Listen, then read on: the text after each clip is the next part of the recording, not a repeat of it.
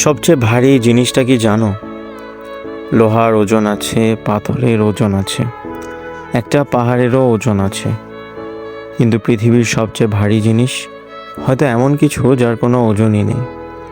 অপূর্ণ স্বপ্ন, না বলা কথা, আর সেই মানুষগুলো যারা আমাদের জীবন থেকে চলে গেছে কিন্তু স্মৃতি থেকে কখনো যায়নি। অদ্ভুত না? একটা মানুষ পাশে থাকলে তার মূল্য বুঝি না, কিন্তু সে চলে যাবার পর তার রেখে যাওয়ার শূন্যতা পুরো একটা পৃথিবীর সমান হয়ে যায়।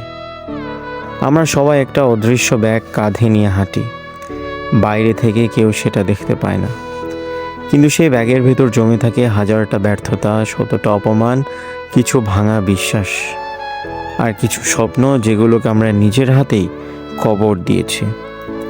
তারপরও মানুষ জিজ্ঞেস করে, এত চুপচাপ কেন?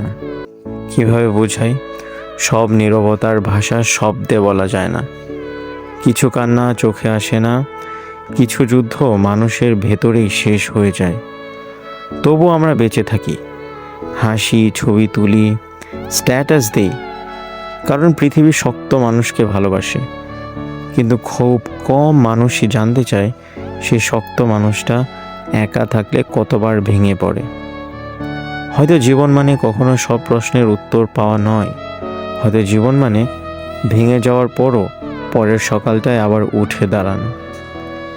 আর যদি আজ তোমারও মনে হয় কেউ তোমাকে বুঝতে পারে না, তাহলে এটুকু মনে রেখো, পৃথিবীর কোথাও না কোথাও আরেকটা মানুষও ঠিক এই মুহূর্তে একই অনুভূতি নিয়ে আকাশের দিকে তাকিয়ে আছে।